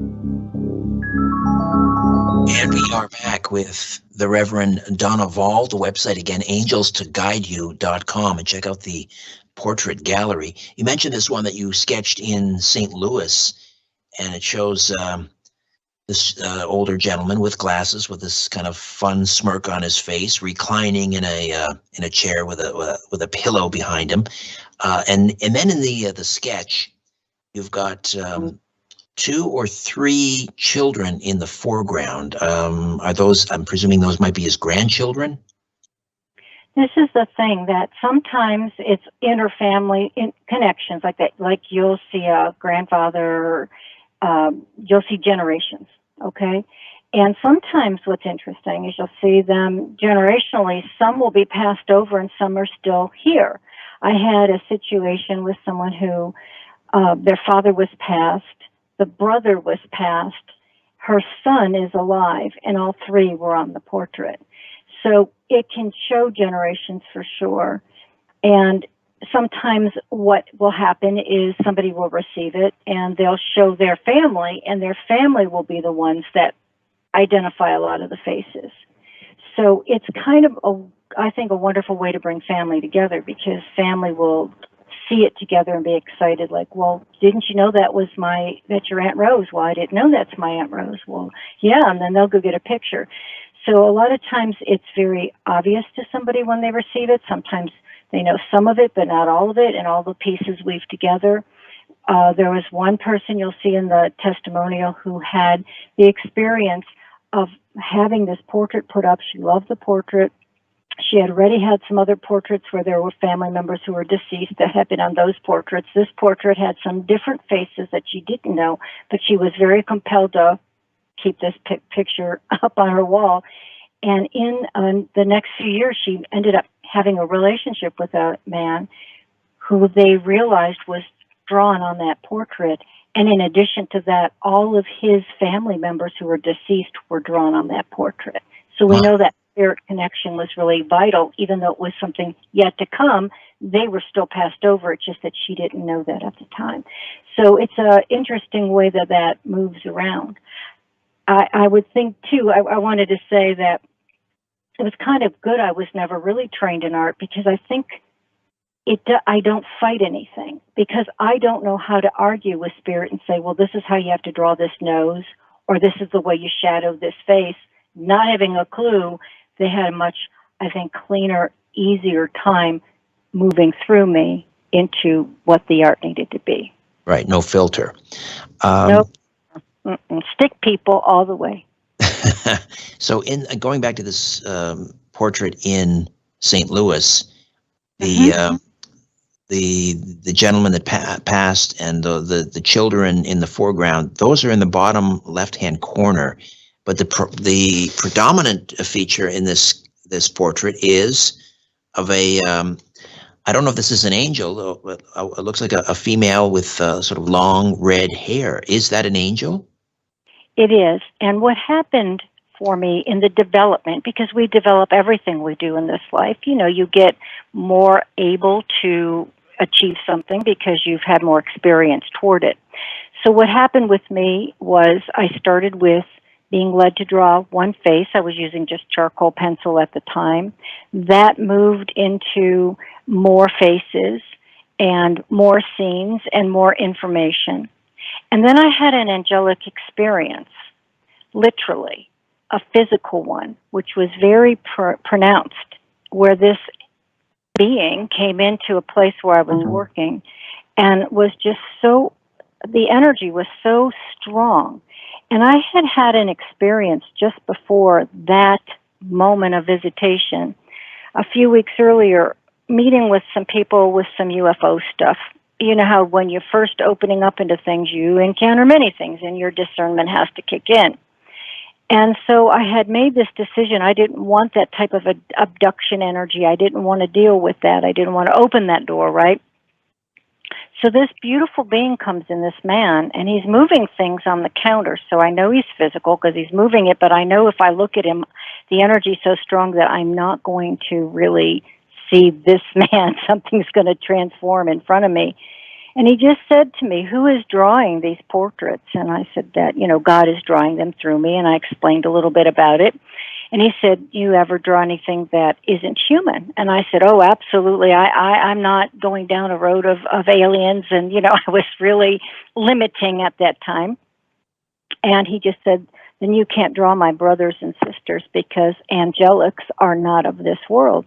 And he turned and he walked out this door. I felt compelled to run after him. When I walked right through the door right after him, he was gone.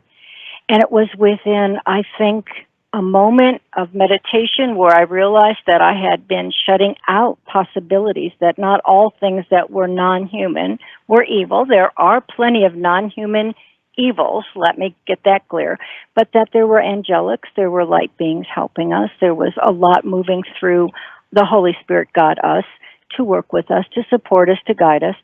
And at that point, it went full. I was told to get full colored pastel, and all these beautiful angels started to be drawn on the portraits, and they then were termed angelic portraits because Spirit explained to me most people in all religions, and I do teach an extensive seminar on angels, it's one unifying thing of most people. Most religions, most people maybe believe very differently about many things, but accept that there's messengers and angels. It's very unifying, and that the angelics work closely with the higher realms to help us through these times of humanity, changes and crisis, healing and helping, guardian angels, all the different groups and choirs of angels. And so what has happened is the angels that are closest with whomever I'm working with at the moment, that angel is drawn, the explanation of what that angel's there and why that angel's there, and the name and the energy of that angel, along with faces of family passed over, faces of people important, faces of people coming in, scenes and symbols. So pardon the interruption, Donna. I've got to take a time out here. We'll come back and discuss further with the Reverend Donna Vall. And again, the website, angelstoguideyou.com. Check out that portrait gallery. It's quite remarkable. Stay with us. When in doubt, blame the government. You're listening to The Conspiracy Show with Richard Serrett from Zoomer Radio. Without the flourish of engines roaring,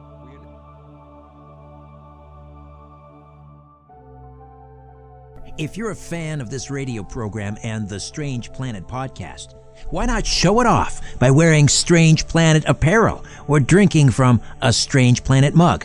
Check out all the great Strange Planet merch in my Strange Planet shop. Just go to the website, strangeplanet.ca, and click on Shop in the menu. There's a huge selection of men's and women's t-shirts. You like crop circles or the Mayan calendar? Got you covered. Are you into the Anunnaki? Wait till you see these designs. My favorite right now, lions do not lose sleep over the opinions of sheep. And one of our best sellers right now, Truth Gets You Crucified on the front, and a passage from Matthew chapter 23 on the back. So many great t-shirt designs, I don't know where to begin. There's women's leggings and tote bags, and of course, mugs. Great gifts for family and friends who listen and love this show. My Strange Planet shop. Visit today and often. Just go to strangeplanet.ca and check it out.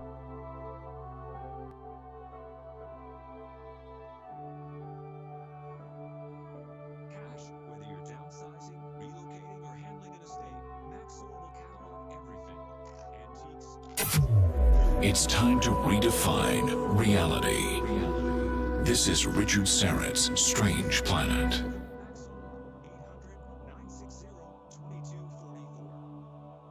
Did you know 1 in 4 Canadian adults experience bladder leakage? It's time to break the stigma with Depend, because why should incontinence stop you from living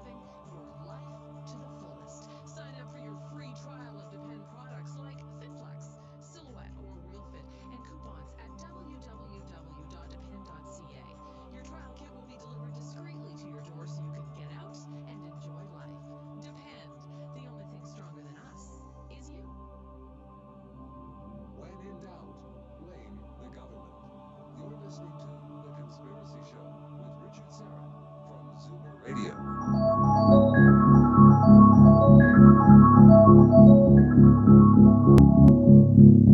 All right, we are back with the Reverend Donna Vall, and again, the website is, oh, let me grab it here, angelstoguideyou.com, angelstoguideyou.com. We will take questions and comments from the YouTube live chat in this segment. So if you have a question for Donna, you write it down in the YouTube or type it in the YouTube live chat, and my live stream producer, Ryan, will curate those and send those my way, and I'll read them out over the air. Sticking with the discussion on portraits of angels, here's something interesting that sometimes you'll get a portrait of an angel, and the angel will take on the look of the loved one, or the loved one will be reflected in their faces. Tell me more about that. Yes, I've seen that happen, and it's very interesting. I've seen it happen more than one time, and I think the angel, and you know, people wonder sometimes when my loved one, my mother, my father, my grandfather passes, do they become my angel? But I think angels are truly a different species that are not souls. And so that's not necessarily going to be a guardian angel to you. There'll be a guidance to you because love continues. But I think the angel world is able to reflect to us energy. And so they can choose or merge that look because it's comforting, because it feels normal, it feels good to the person who receives it. And it's remarkable. You'll see striking resemblances to people that they loved in the reflection from those angels. Right. In the one that I'm looking at right now, it's the angel appears to be female. The deceased person looks to be, well, he is a male. It's a male, but maybe a soldier. It's in uniform. It's particularly the nose and the mouth of the deceased male reflected in the female angel. In the angel face, in the way that the structure of the face is, yes. And we have to remember when we're looking at angelics, really, they are not really a boy or a girl. They're not gendered. Let's talk about gender fluidity. They're really just an energy that is working with us. They can come through more feminine or more masculine. I think it depends on the energy that they're presenting. Are they working with our astral emotional body? Are they working with our heart center? Are they working with our higher mind? Are they working with our mental body? And how they present themselves to the masculine, feminine of us. And so I think that's reason why they can kind of have a sense that seems very feminine, at the same time bringing through some kind of a masculine resemblance on somebody. But I think that it's what we understand the angels to be, the whole thing with the vibration, which appears for people who see them to say they have wings. It's a frequency that we're seeing moving around them. And each level of the angel world, that's another whole show, but each level of the angel world, each triad there's three triads, and there's the choirs of the angels. They each have a different energy, a different offering, and a different reason they connect. So when I work with somebody and this angel becomes present, or whatever angel wants to come, it might be an angel of creativity or an angel of knowledge, an angel of wisdom. It will also talk with us about what choir of that angel is from. Is that a virtue? Is it a power? Is it a dominion? Is this a cherub? Is it from the cherubim? Because each present to us a certain energy, and it comes through on those spirit portraits as well. Have you ever drawn an archangel, Gabriel, Michael? Oh yes, those are yes. Because the archangels, although we know them very well because we've been familiar with them, really are not one of the higher triads. To be honest with you, they're in ones that work more with humanity, and so that's why we see them. In fact, Raphael has been spoken about having come and actually walked the earth, walked and shown how you could take a fish and you could gut it, and you can use medicines, and how he worked with Tobit, and to show him how you could actually harvest medicinal herbs. So some of these angels have come into the frequency of earth They can appear. We've seen angels, people have seen angels, and I'll tell you, whenever anybody has an angelic experience, you just know it is so. You know, you don't, no one can convince you it's not, because the profound energy of the angelic is so strong and so different than it is from human energy or human soul. It's just a different feel. And it is pretty interesting. Yes, I've had the archangels come through in different times, because different people are working with different processes. We're multi-level people. We're very complex humans. We really are. So many things are happening physically, emotionally, mentally, spiritually to somebody simultaneously. And so these portraits discuss all those different frequencies and levels of what we're dealing with. All right, to the YouTube live chat we go, and you'll get a kick out of some of these the handles that people use. Fishy Fun 57, Fishy Fun 57 asks, "What's the average price for a spirit sketch?" What I do is I work with everybody at least an hour. Most of the time, being honest with you, it's like an hour and 20 minutes, hour and a half. I just go on and on because I have the luxury to be able to book it that way. I charge the same, whether it's an hour or more. It doesn't charge more. I charge usually $180 in US dollar, and that would be for the art. That's for the consultation, the time, the session, the shipping, and the insurance. So the other thing I always say to people is, if you don't have money and you need help, I always help people. So I've always been open to never turn away help if needed, if it's truly something that's going on in their life. But it's $180 for a session. But you can look on my site and see the different options and what you want to do. All right. Wei and Ella asks, why are there no female angels in the Bible? The Bible doesn't really bring up a lot of angels, okay? There is more angel discussion in some of the Apocrypha or the hidden books that were decided to be removed from the Bible by different things like King James and the Council of Nicaea and things like that. So we have to recognize that some things were pulled out. One of the books that was pulled out, but isn't in the Catholic Bible, is the book of Enoch. And Enoch would have been alive around the time in the very early part of Genesis, a descendant from Seth. And Enoch was very capable and able to walk and see the spiritual world, the angelics. And at that time in the book of Enoch, there's a lot of discussion about a lot of different angels by name. St. Thomas Aquinas talks a lot about that in a lot of the different writings that are from the Catholic Church or the Apocrypha writings that the average person wasn't allowed to know.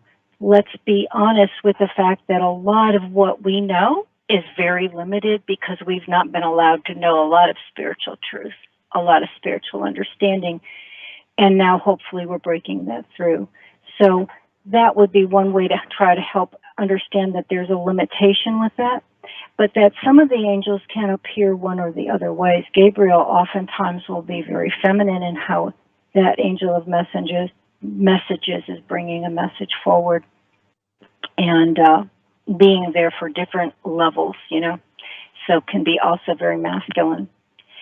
So I hope that answers the question. It's just that sometimes we're not given all the information and some things in the Bible. And I'm a Christian spiritualist. I'm a Christian person. I understand, you know, looking for the word and looking through the word, but I think we have to recognize some of that was edited out.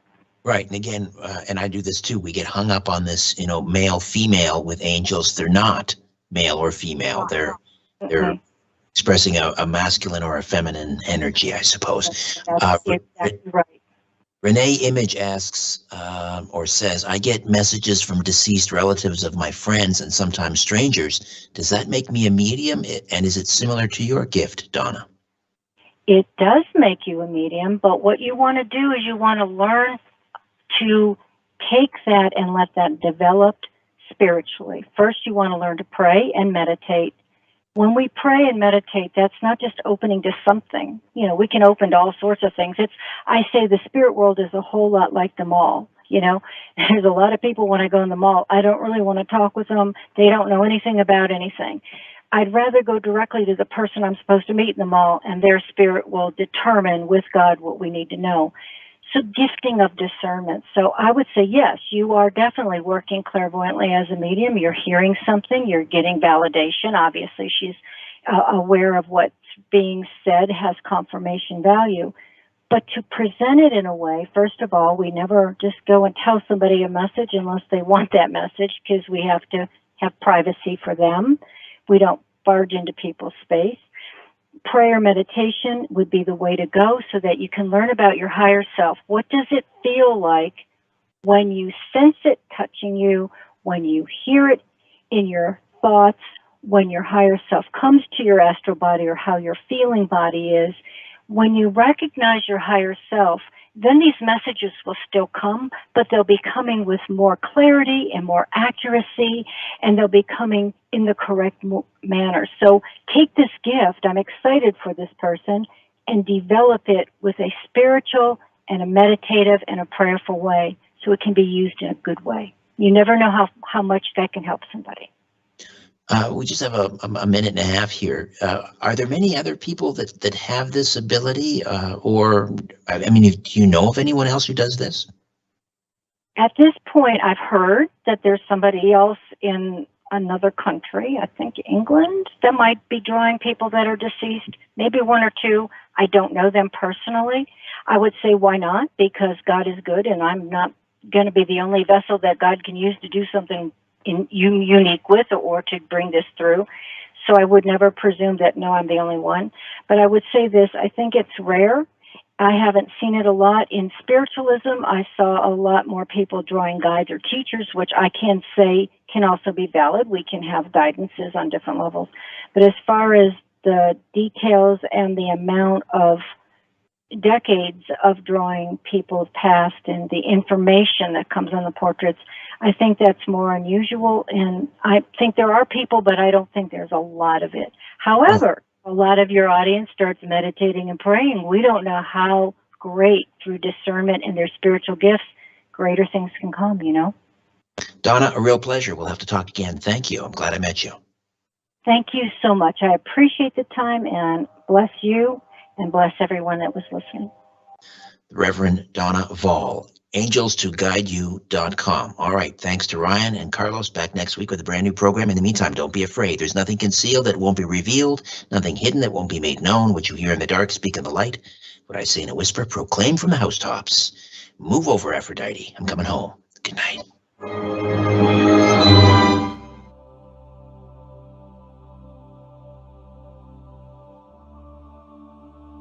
A new Richard Syrett's Strange Planet drops every Monday, Wednesday, and Friday.